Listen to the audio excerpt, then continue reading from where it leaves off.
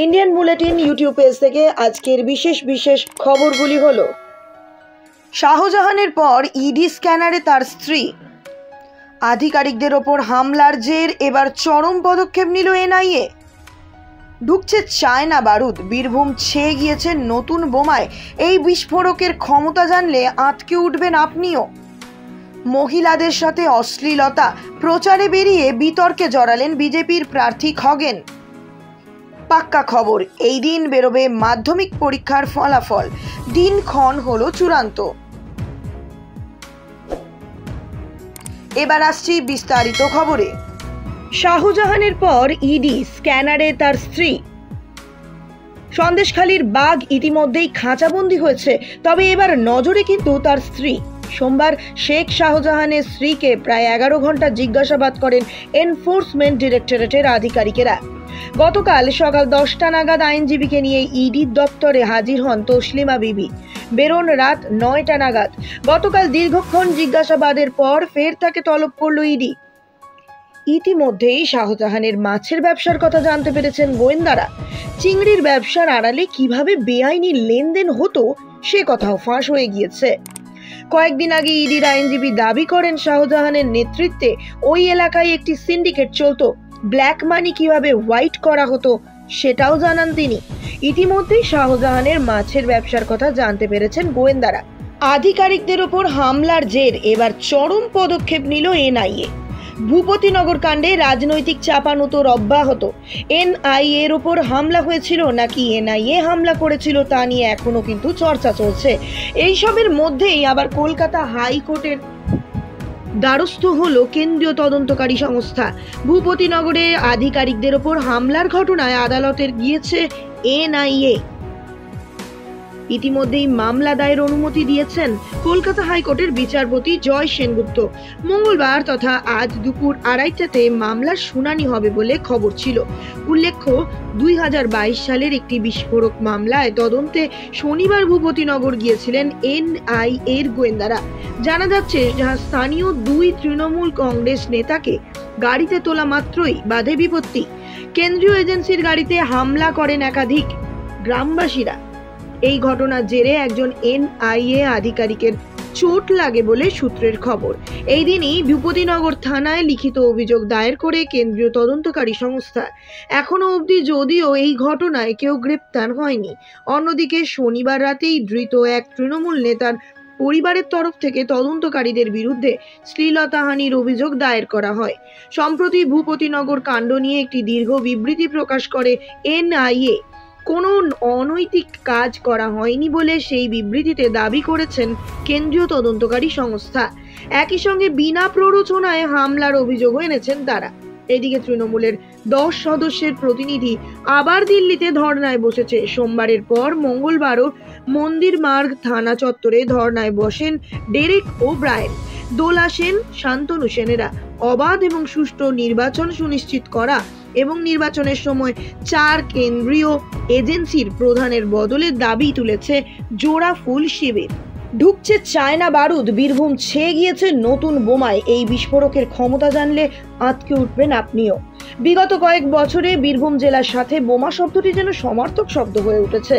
সেই বোমা তৈরির রসদ হিসেবে চায়না থেকে বারুদ ঢুকছে বীরভূমে। পুলিশ প্রশাসনের কাছে এই চায়না বারুদ রোধ করাই এখন চিন্তার বিষয়। পুলিশের আশঙ্কা, ইতিমধ্যে বীরভূমের বেশ কিছু জায়গায় মুর্শিদাবাদ এবং ঝাড়খণ্ড থেকেও বারুদ এসে পৌঁছেছে। এই বারুদ নির্দিষ্ট ঠিকানায় চলে যাচ্ছে কুরিয়ার সার্ভিস বা বাসের চালকের হাত ধরে, আর 5টা সাধারণ পণ্যের মতন। বীরভূম জেলার বোমা নির্মাতারা রীতিমতন অভ্যস্ত হয়ে পড়েছেন এই বারুদে। সিউড়ি থেকে দুলাল দলুইয়ের গ্রেপ্তারের পর চায়না বারুদ উদ্ধার হয়েছিল তার বাড়ি থেকেই। সাধারণত বেশি বারুদের থেকে দাম অনেকটা কম এই চায়না বারুদের, তাই দেশি বারুদের থেকেও চায়না বারুদের চাহিদা অনেক বেশি। দেশি লাল ও কালো বারুদের সঙ্গে গন্ধক মিশিয়ে এতদিন বোমা তৈরি করা হতো। তবে চায়না থেকে বারুদ হাতে আসার পর বোমারুরা হাতে যেন চাঁদ পেয়েছেন। জেলা পুলিশ সুপার রাজনারায়ণ মুখোপাধ্যায় বলেছেন, সিউড়িতে অভিযুক্তকে গ্রেপ্তারের পরেই আমরা প্রথমেই বারুদের সন্ধান পেলাম। আমাদের লাগাতার তল্লাশির পর এই বারুদ উদ্ধার হলো। উত্তরপ্রদেশ ঘুরে মুর্শিদাবাদ ও ঝাড়খণ্ড 2 দিক থেকে বীরভূমে ঢুকছে চায়না বারুদ। এই বারুদের দাম অনেকটা কম হওয়ায় লাভ থাকছে অনেক বেশি। এছাড়াও এই বারুদ দিয়ে বোমা তৈরি করার সময় ঝুঁকিও কম, সহজে ফাটে না। বোমার বিশেষজ্ঞদের কথায় ফসফরাসের পরিমাণ বেশি থাকে চায়না বারুদে, তাই ঝলকানি হয় বেশি। দেশি বোমার থেকে শব্দও হয় দুগুণ বেশি। মহিলাদের সঙ্গে অশ্লীলতা প্রচারে বেরিয়ে বিতর্কে জড়ালেন বিজেপি প্রার্থী খগেন। শিয়রে লোকসভা নির্বাচন, প্রত্যেক প্রার্থী এই মুহূর্তে জোর কদমে প্রচার করছেন। আর এই আবহেই বিতর্কে জড়ালেন খগেন মুর্মু। প্রচারে বেরিয়ে মহিলাদের গালে চুমু, পিঠে অশ্লীলভাবে হাত দেওয়ার অভিযোগ উঠেছে মালদা উত্তরের বিজেপি প্রার্থীর বিরুদ্ধে। ইতিমধ্যেই সমাজ মাধ্যমে ছড়িয়ে পড়েছে সেই সকল অশ্লীল ছবি।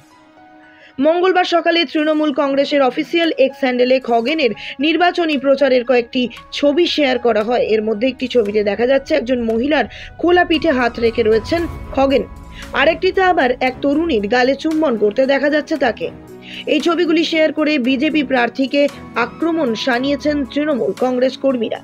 তৃণমূলেরা লিখেছেন, এই মাত্র যা দেখলেন সেটা যদি না বুঝতে পারেন তাহলে বলি, ছবিতে বিজেপি সাংসদ এবং মালদা উত্তরের বিজেপি প্রার্থী খগেন মুর্মুকে দেখা যাচ্ছে। নির্বাচনী প্রচারে বেরিয়ে উনি একজন মহিলাকে চুম্বন করেছেন। এখানেই থেমে না থেকে তিনি এই পোস্টে দাবি করা হয়েছে বিজেপিতে নারী বিরোধী নেতাদের অভাব নেই। তৃণমূল লিখেছে, মহিলা কুস্তিগীরদের যৌন হেনস্থা থেকে শুরু করে বাঙালি মহিলাদের সম্পর্কে কুরুচিকর গান লেখাও তাদের স্বভাবসিদ্ধ কাজ। বিজেপি শিবিরে নারী বিরোধী নেতার কোনো অভাব নেই। এভাবেই মোদি পরিবার নারীর সম্মান করে। যদি ক্ষমতায় আসে তাহলে এনারা যে কি করবেন তাই ভাবুন। এদিকে যাকে নিয়ে বিতর্ক, সেই খগেনের কথায় এটা তৃণমূলের সংস্কৃতি। বাচ্চাকে প্রত্যেকে আদর করে, ও একটা বাচ্চা মেয়ে, আমার পরিচিত এবং খুব কাছের। ঘটনার সময় ওর বাবা এবং মা ওর পাশেই ছিল। এই ছবিটি সমাজ মাধ্যমে পোস্ট করে নারী জাতির অপমান করেছে তৃণমূল। কমিশন এবং সাইবার ক্রাইম বিভাগে নালিশ করার হুঁশিয়ারিও দিয়েছেন মালদা উত্তরের পদ্মপ্রার্থী। হাতে এলো পাকা খবর, এই দিনেই বেরোবে মাধ্যমিকের পরীক্ষার ফল। দিনক্ষণ হলো চূড়ান্ত। 2024 সালের মাধ্যমিকের ফল প্রকাশিত কবে হতে চলেছে তা নিয়েছিল দ্বন্দ্ব। খবর পাওয়া গেল আগামী 20 এপ্রিল নাকি প্রকাশিত হতে চলেছে মাধ্যমিকের ফলাফল। এই প্রশ্ন নিয়ে আপাতত আলোচনা হলো তুঙ্গে। মধ্যশিক্ষা পর্ষদ অবশ্যই এই বিষয়ে সরকারিভাবে কিছু জানায়নি। যা খবর আসছে তা পুরোটাই কানাঘুষোর পর্যায়ে। তবে যদি 20 এপ্রিল মাধ্যমিকের ফল প্রকাশিত হয় তাহলে পরীক্ষা শেষ হওয়ার 68 দিনের মাথায় পরীক্ষার্থীরা রেজাল্ট জানতে পারবেন। 2024 সালের মাধ্যমিক পরীক্ষার ফল কি প্রকাশিত হতে চলেছে আগামী 20 এপ্রিল? এই নিয়ে প্রশ্ন এখন চরম। মাধ্যমিক পরীক্ষায় শেষ হওয়ার পর 75 দিনের মাথায় গত বছর প্রকাশিত হয় এই ফল। এবার নম্বর জমা দেওয়ার প্রক্রিয়া অনলাইনে হওয়ায় রেজাল্ট প্রকাশের সময়সীমা কম হতে পারে বলে খবর। লোকসভা নির্বাচনের জন্য চলতি বছর এগিয়ে নিয়ে আসা হয়েছিল মাধ্যমিক পরীক্ষা। আবার পরীক্ষার ফল প্রকাশের সময় পর্ষদকে মাথায় রাখতে হচ্ছে লোকসভা নির্বাচনের বিষয়টিও। পশ্চিমবঙ্গের লোকসভা নির্বাচন শুরু হচ্ছে আগামী 19 এপ্রিল থেকে। তারপর পশ্চিমবঙ্গে ভোট গ্রহণ রয়েছে 26 এপ্রিল, 27 মে, 7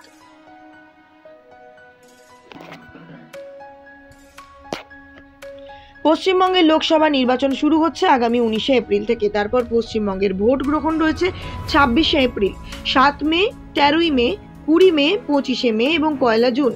ভোট গণনা হবে 4 জুন। প্রথম 2 দফার মধ্যে মাধ্যমিকের ফল প্রকাশ হতে পারে বলে সংশ্লিষ্ট মহলে মনে করছে। তবে সরকারিভাবে দিনক্ষণ এখনো জানানো হয়নি।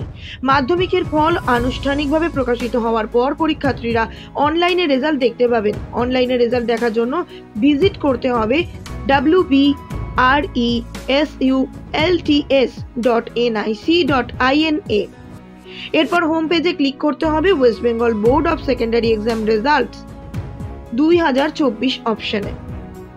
নতুন পেজ খুলে গেলে নির্দিষ্ট জায়গায় দিতে হবে রোল নম্বর এবং জন্ম তারিখ। এরপর ক্লিক করতে হবে এবং সাবমিট বাটনে যেতে হবে।